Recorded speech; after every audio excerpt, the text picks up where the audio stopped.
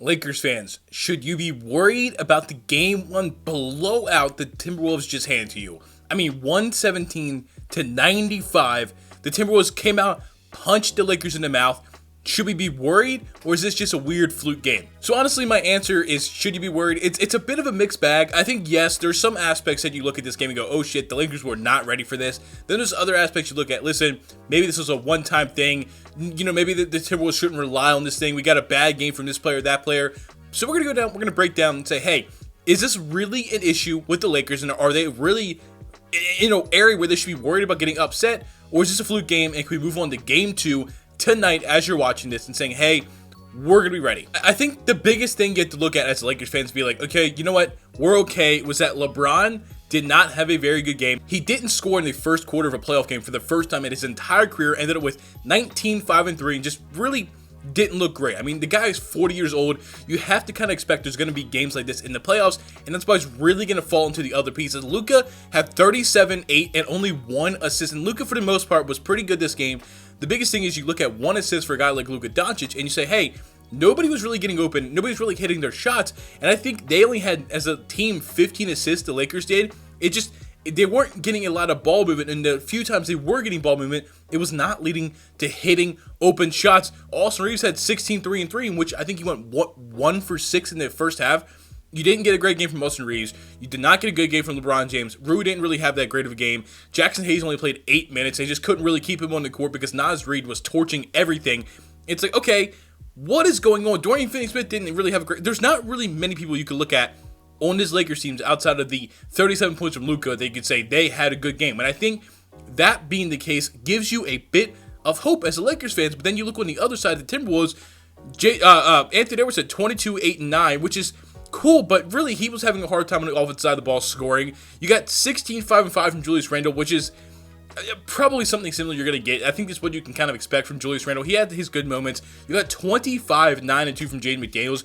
Maybe as a Lakers fan, you can look at that and say, we don't really think we're gonna get 25 from Jaden McDaniels every single night. Okay, we can take that. Naz Reid had 23 points. Naz Reid was killing it. Rudy Gobert did not really have a great game. I think he was plus like 12 or 14 or something like that in the minutes he played. He only played 24 minutes, 2.6 rebounds and assists. You look at that and be like, he didn't do anything. Honestly, defensively, he was pretty good. He, like I said, he had a plus. He was at least plus double digits in the plus minus. I think it was in the teens, like 12 to 14, something like that. But even then, you saw that they had no problem taking him off the court and putting Naz Reid in because Naz Reid was just having the better game. And really, they just don't have, the Lakers don't really have the defenders for Naz Reid. They have Doe, they have Jared Vanderbilt and stuff like that, but they have to use those guys on Anthony Edwards. Hell, you have to use those guys now on a guy like Jaden McDaniels who had 25. I am kind of worried. I mean, Dante DiVincenzo had 9 points. One of them was a huge, like, multiple feet behind the three-point line, big three. And like, you look at the first quarter, the Lakers kind of had things under control. Again, LeBron didn't score in the first quarter. Wasn't a great first half for Austin Reaves, but it seems like the Timberwolves really couldn't get out of their own way. And then once the first quarter ended, the Timberwolves started putting the stuff together. They stopped turning the ball over as much, and the Lakers just really couldn't do anything. I mean, Julius Randle had 7 turnovers, and again, as crazy as it might be to say, he had 7 turnovers, but he really wasn't super bad this game. I think you got a pretty solid Julius Randle game, and you don't really expect him to have 7 turnovers every single playoff game. So if he can knock that down to 2 to 4 turnovers instead of 7, there's a real world that the Timberwolves have the fast, they can run the court. They're a very, very tough physical team. They have the opportunity to punch an older Lakers team kind of square in the mouth. The Lakers don't really have the athletes to keep up with the Minnesota Timberwolves, and so they're going to have to rely on the skill and the brain power they have between Luka and LeBron James to really kind of out, even Austin Reaves really took that step too, but they're going to have to rely on the brain power to kind of get themselves through this series. And honestly, a lot of it's going to be trapping Anthony Edwards. And again, he had 9 assists this game. He was a pretty good passer, but we've seen all season, he's definitely taken a step as a passer, guy that's been able to pass out of double teams, but even he admitted himself that he's looking to score the ball. So the more and more they trap him, they push him, they're going to make him continue to pass, and Anthony Edwards, just maybe to his own demise, is a guy that he still wants to get a bucket. He's going to start trying to attack closeouts and drive and put up threes. Maybe if you can get Anthony Edwards to start overthinking it and trying to score instead of passing, that'll disrupt the offense a lot. But honestly, I'm not really sure if there's a clear path right now for the Lakers. I think another thing as a Lakers fan you have to kind of look at and say, hey, we don't have to worry about this, is that the Timberwolves went 21 for 42 from three. They actually broke the record for the most threes made in the playoff game. It's like, okay, well, they're not going to do that 3 more times in the series to win the series. We can rely on they're not going to hit as many threes. LeBron's going to be back game 2. Also, Reaves going to be back game 2. We don't have to worry about Nas Reed hitting that many threes. We don't have to worry about Jaden McDaniels hitting that many threes. But I also think just hoping they won't be as good is a really, really dangerous and tough path to take. I think one of the biggest talking points going into this playoff series was the fact that the Lakers just don't really have a big, good front court, which especially Jackson Hayes starting, who, again, ended up playing less than 10 minutes. And you're like, okay, this is going to be the series for Rudy Gobert to kind of be able to, like, when the Lakers run their small ball lineup, he's going to be able to do something offensively. And again, we didn't really see that in game 1 because Rudy Gobert has never been this high caliber offensive player. It's just never been who he is. But we saw Nas Reed come in and really just dominate the front court of the Lakers. And I think, I'm not really sure. You're going to put Jared Vanderbilt on Nas Reed. You're going to have to. Dorian Finney-Smith and Jared Vanderbilt are going to have to play against Nas Reed. But then it's like, who is guarding Anthony Edwards?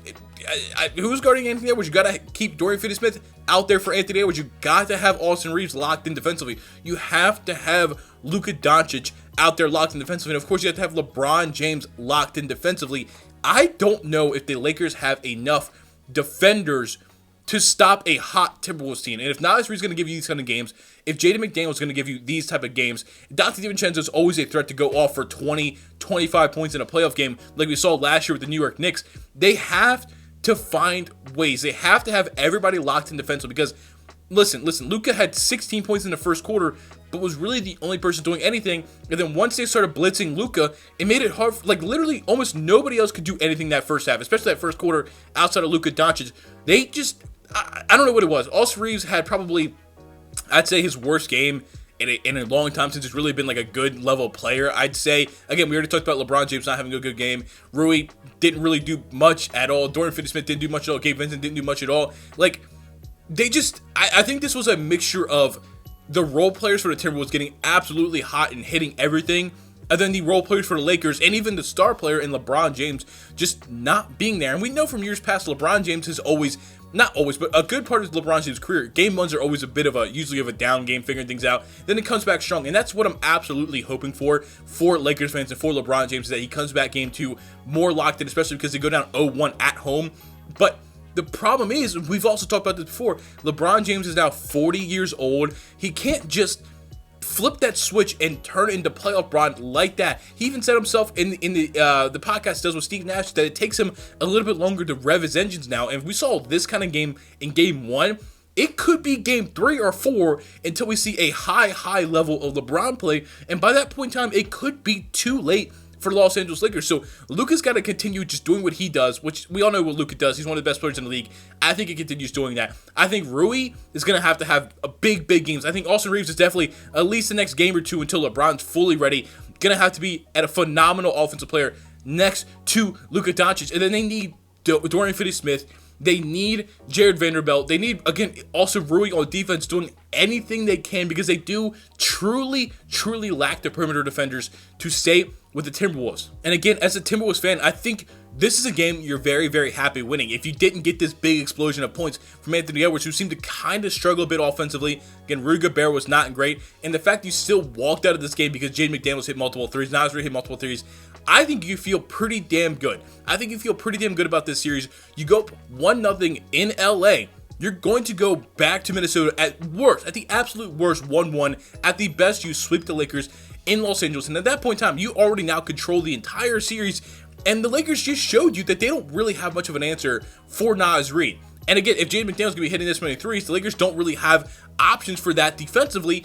Where this could be a series where Anthony Edwards maybe averages 23, 7-7, or 7-8, something like that, where he's more kind of playing all around passing the ball because they simply might not need him because there's a real possibility Luka's the only one that shows up. And I think the Lakers losing first round would be shocking. I did pick the Lakers in my playoff preview, but they brought in such a massive shift. Obviously, Anthony Davis leaving and Luka Doncic coming out or coming into LA that it takes a while for these things to kind of figure out. And maybe the Lakers need an offseason to kind of fill out a couple more pieces, especially that front court, getting a center, and giving Luka and LeBron a full offseason together to really mesh for us to really view this team as serious contenders. I even said it myself, I don't view the Lakers as a serious title contender because I think they have multiple holes they still aren't ready for, especially against these teams like OKC that I just don't know if it's there. And again, Luka hasn't looked like himself. He's looked better as the season's going on since he's been in LA, but he obviously does not look like him full self. He really can't get around the corner anymore to the baseline. His athleticism is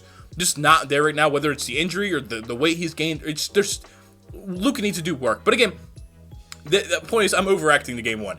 We could come back here. Let's say like next Sunday I come back and the Lakers are up 3-1 or whatever the games. I don't remember this exact season. Maybe it's 3, whatever.